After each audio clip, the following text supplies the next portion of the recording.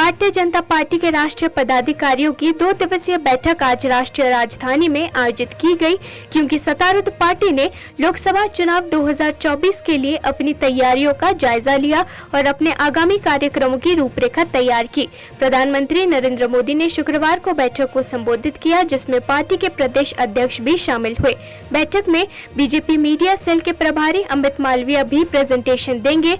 दिल्ली में बीजेपी मुख्यालय में पार्टी की 2 दिवसीय राष्ट्रीय पदाधिकारियों की बैठक में प्रधानमंत्री नरेंद्र मोदी, बीजेपी के राष्ट्रीय अध्यक्ष जेपी नड्डा और अन्य बीजेपी नेता शामिल हुए। अधिकारियों ने बताया कि बैठक में लोकसभा चुनाव के लिए पार्टी की तैयारियों पर चर्चा हुई और पिछले महीने हुए विधानसभा चुनाव के नतीजों का जायजा लिया गया। मध्य प्रदेश के मुख्यमंत्री मोहन यादव ने अपने डिप्टी राजेंद्र शुक्ला और जगदीश देवड़ा के साथ शुक्रवार को राष्ट्रीय राजधानी में नए राज्य नेतृत्व की पहली आधिकारिक यात्रा के हिस्से के रूप में प्रधानमंत्री नरेंद्र मोदी से मुलाकात की।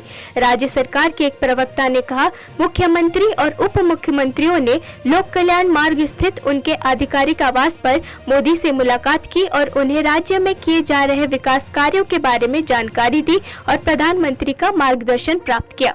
मध्य प्रदेश के तीनों नेताओं ने दिन में केंद्रीय गृह मंत्री अमित शाह, रक्षा मंत्री राजनाथ सिंह और शिक्षा मंत्री धर्मेंद्र प्रधान से भी मुलाकात की। हाल ही में हुए विधानसभा चुनाव में प्रचंड जीत के बाद बीजेपी मध्य प्रदेश की सत्ता में लौट आई है।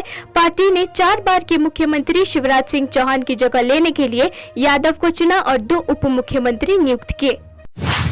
छत्तीसगढ़ में मुख्यमंत्री विष्णुदेव साय के नेतृत्व वाले मंत्रिमंडल में शुक्रवार को 9 मंत्रियों को शामिल किया गया, जिससे मंत्रिमंडल की संख्या 12 हो गई है। राज्यपाल विश्वभूषण हरिचंदन ने यहां आयोजित एक समारोह के दौरान एक महिला विधायक सहित 9 विधायकों को पद और गोपनीयता की शपथ दिलाई।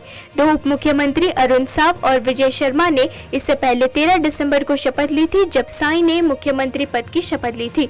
शुक्रवार को शपथ लेने वाले विधायकों में 8 बार के विधायक बृजमोहन अग्रवाल, पार्टी के वरिष्ठ नेता और पूर्व मंत्री रामविचार नेताम, केदार कश्यप और दयालदास बघेल शामिल हैं। आईएएस से नेता बने ओपी चौधरी, टैंकराम वर्मा और लक्ष्मी राजवड़े सभी पहली बार विधायक और दूसरी बार विधायक श्याम बिहारी जायसवाल और लखनलाल देवांगन को भी मंत्री नियुक्त किया गया है। मुख्यमंत्री डॉक्टर मोहन यादव और डिप्टी सीएम जगदीश देवड़ा राजेंद्र शुक्ला ने शुक्रवार को दिल्ली दौरे के दूसरे दिन प्रधानमंत्री नरेंद्र मोदी से मुलाकात की। उन्होंने दिन में केंद्रीय गृह मंत्री अमित शाह, रक्षा मंत्री राजनाथ सिंह और शिक्षा मंत्री धर्मेंद्र प्रधान से भी मुलाकात की। इससे पहले उन्होंने गुरुवार को केंद्रीय उड्डयन मंत्री ज्योतिरादित्य सिंधिया से मुलाकात की थी। प्रधानमंत्री के सरकारी आवास पर उनसे मुलाकात के दौरान मुख्यमंत्री यादव ने उन्हें नई सरकार द्वारा मध्य प्रदेश में किए जा रहे विकास कार्यों से अवगत कराया और उनका मार्गदर्शन और आशीर्वाद लिया। गुरुवार को मुख्यमंत्री ने मध्य प्रदेश के सांसदों के लिए रात्रि भोज का आयोजन किया था, जिसमें उन्होंने राज्य के विकास से संबंधित विभिन्न मुद्दों पर चर्चा की। मध्य प्रदेश भवन में आयोजित कार्यक्रम में उप मुख्यमंत्री राजेंद्र शुक्ला और जगदीश देवड़ा और अन्य राज्य भाजपा संगठन महासचिव हितानंद शर्मा उपस्थित थे। कांग्रेस ने 2024 के लोकसभा चुनाव के लिए शुक्रवार को अपनी घोषणा पत्र समिति का गठन किया और पूर्व केंद्रीय मंत्री पी चिदम्बरम को इसका अध्यक्ष नियुक्त किया। छत्तीसगढ़ के पूर्व उप मुख्यमंत्री टीएस सिंहदेव को इस महत्वपूर्ण पैनल का संयोजक बनाया गया है। 16 सदस्यीय पैनल में कर्नाटक के मुख्यमंत्री सिद्धारमैया और कांग्रेस महासचिव प्रियंका गांधी वाड्रा शामिल है। ये घटनाक्रम कांग्रेस कार्य समिति की महत्वपूर्ण बैठक के एक दिन बाद आया है, जहां पार्टी ने अपनी लोकसभा चुनाव रणनीति पर चर्चा की और कहा कि वह जल्द ही अपने उम्मीदवारों के नामों की घोषणा करेगी।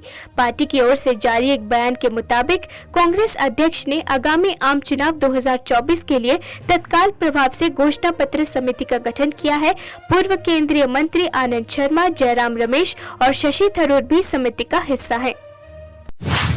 संसद के दोनों सदनों से हाल ही में 140 से अधिक सांसदों के सामूहिक निलंबन को लेकर कांग्रेस कार्यकर्ताओं ने शुक्रवार को पंजाब के अमृतसर शहर में बड़े पैमाने पर विरोध प्रदर्शन किया। इस बीच भारतीय राष्ट्रीय विकासात्मक समावेशी गठबंधन INDIA ब्लॉक के नेता वहां राष्ट्रीय राजधानी में 146 विपक्षी सांसदों के निलंबन के खिलाफ विरोध प्रदर्शन किया था। गुरुवार को अनिश्चितकाल के लिए स्थगित किए गए संसद के शीतकालीन सत्र से निलंबित सांसद सुबह 11 बजे जंतर मंतर पर विरोध प्रदर्शन किया था। साथ ही आज कांग्रेस पार्टी की ओर से सभी जिला मुख्यालयों पर देशव्यापी विरोध प्रदर्शन का कार्यक्रम तय किया गया था। निलंबन सांसदों में शामिल कांग्रेस सांसद शशि थरूर ने गुरुवार को कहा था कि इंडिया ब्लॉक का शुक्रवार का विरोध सभी राज्यों में किया जाएगा।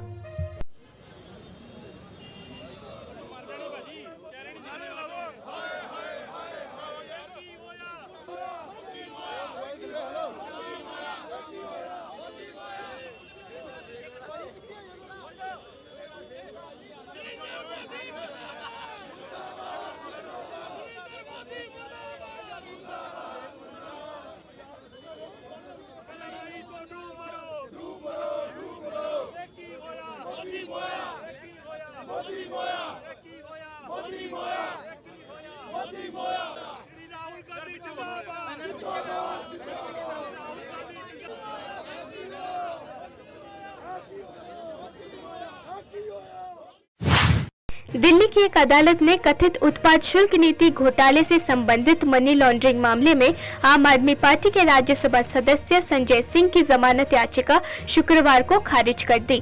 ये आदेश विशेष न्यायाधीश एमके ने सुनाया। राउस एवेन्यू कोर्ट के नागपाल, जिन्होंने 12 दिसंबर को अपना फैसला सुरक्षित रख लिया था। सिंह का प्रतिनिधित्व कर रहे वरिष्ठ वकील मोहित माथुर ने पहले तर्क दिया था कि प्रवर्तन निर्देशालय ने सिंह की गिरफ्तारी से पहले उनसे पूछताछ नहीं की थी। उन्होंने आरोपी से सरकारी गवाह बने दिनेश अरोड़ा और अन्य गवाहों के बयानों में विरोधाभास का भी हवाला दिया था। ईडी ने चल रही जांच का हवाला देते हुए जमानत याचिका का विरोध किया था और चिंता व्यक्त की थी कि सिंह की रिहाई संभावित रूप से जांच में बाधा, सबूतों के साथ छेड़छाड़ और गवाहों को प्रभावित कर सकती है। भाजपा सांसद बृजभूषण शरण सिंह के करीबी सहयोगी, जिन पर दिल्ली पुलिस द्वारा महिला पहलवानों के यौन उत्पीड़न का आरोप लगाया गया है, उनको भारतीय कुश्ती महासंघ का अध्यक्ष चुने जाने के एक दिन बाद टोक्यो ओलंपिक के ब्रॉन्ज पदक विजेता बजरंग पुनिया ने शुक्रवार को कहा कि वो अपना पद्मश्री लौटा रहे हैं, जो कि भारत का चौथा सर्वोच्च नागरिक पुरस्कार है, जो उन्हें 2019 में प्रदान किया गया था। बजरंग पुनिया, जिन्होंने एशियन खेलों के अलावा विश्व और एशियन चैंपियनशिप में भारत के लिए कई पदक जीते हैं, उनको दिल्ली पुलिस ने शुक्रवार को रोक दिया जब वो शाम को कर्तव्य पथ पर प्रधानमंत्री नरेंद्र मोदी के आवास की ओर चलने की कोशिश की। बजरंग पुनिया ने पुरस्कार को फुटपाथ पर रखने और चले जाने से पहले कहा, मैं उस व्यक्ति को पद्मश्री पुरस्कार दूंगा जो इसे प्रधानमंत्री मोदी तक लेकर जाएगा। बाद में ये पुरस्कार को एक पुलिसकर्मी ने उठाया। भारत में कोविड-19 के मामले एक बार फिर बढ़ने लगे हैं। इसके साथ ही JN1 सब वेरिएंट का खतरा भी केरला में सामने आए। WHO ने कहा कि पिछले 4 हफ्तों के दौरान नए कोविड मामलों की संख्या में 52% की वृद्धि हुई है। इस अवधि के दौरान 8,50,000 से अधिक नए मामले सामने आए हैं। WHO ने अपनी नवीनतम प्रेस विज्ञप्ति में कहा कि पिछले 28 दिनों की अवधि की तुलना में नई मौतों की संख्या में 8% की कमी आई है। 3,000 से अधिक नई मौतें दर्ज की गई हैं। केरला की स्वास्थ्य मंत्री वीना जॉर्ज ने शुक्रवार को नए कोविड-19 सब वेरिएंट JN1 पर प्रतिक्रिया व्यक्त की और कहा कि चिंता की कोई बात नहीं है और सब कुछ नियंत्रण में है। उन्होंने आगे कहा कि अन्य राज्यों की तुलना में केरला में परीक्षणों की संख्या अधिक है और स्थिति पूरी तरह नियंत्रण में है। राम जन्मभूमि मंदिर के भव्य अभिषेक समारोह से पहले श्री राम जन्मभूमि ट्रस्ट के महासचिव चंपत राय ने शुक्रवार को ANI से कहा, 22 जनवरी 2024 15 अगस्त 1947 जितना ही महत्वपूर्ण है और ये कारगिल को वापस लाने जितना ही महत्वपूर्ण है और 1971 में 1 लाख सैनिकों को हिरासत में लेना उतना ही महत्वपूर्ण था।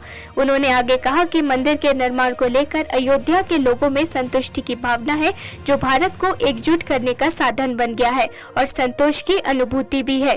1983 के बाद पूरे भारत से अयोध्या के लोग, आस पड़ोस की छोटी छोटी रियासतें, पुजारी, शिक्षक और सभी साधु संत इसमें जुड़ने लगे हैं। जो विषय सिर्फ अयोध्या तक ही सीमित था, अब ये पूरे देश के सम्मान का विषय बन गया है। बहुत सारे हिंदुस्तान में बनते थे। राम मंदिर को आप किस तरीके से देखते हैं? स्पेशली आप हिंदुस्तान के सम्मान की पुनर्प्रतिष्ठा 22 जनवरी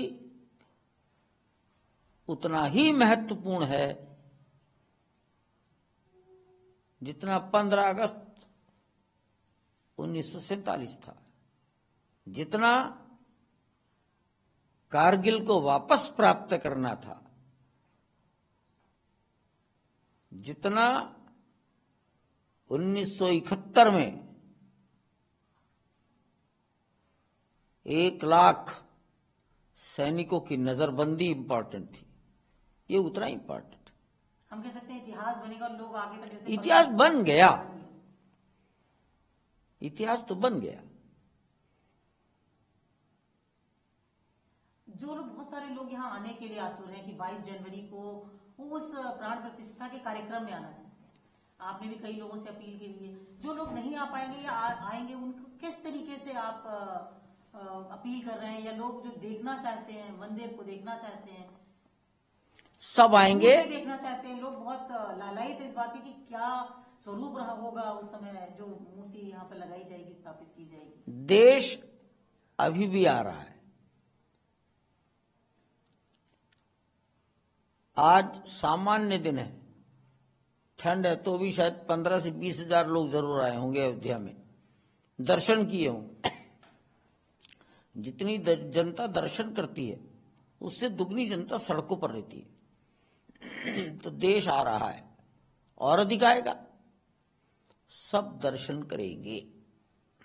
ठीक है, 22 जनवरी को सब नहीं कर पाएंगे, लेकिन 23 जनवरी से सब कर पाएंगे। उतने ही कर पाएंगे जितने 10-11 घंटे में अंदर प्रवेश कर सकेंगे, लेकिन फिर वो चालू हो जाएगा, सब करेंगे। भगवान राम के स्वरूप को लेकर के लोग बहुत उत्सुक हैं कि क्या होगा। पता लग जाएगा जनवरी के पहले हफ्ते में, नहीं तो 22 जनवरी के बाद। उत्सुकता तो बनी रहनी चाहिए, अच्छी बात है। जिज्ञासाएं एकदम शांत करना भी ठीक नहीं रहता। जिज्ञासाओं में से, उत्सुकता में से पता लगता है कि हृदय में अग्नि कितनी है, कहीं बूंद से ही ठंडी ना हो जाए, वो बना रहे, अच्छा है।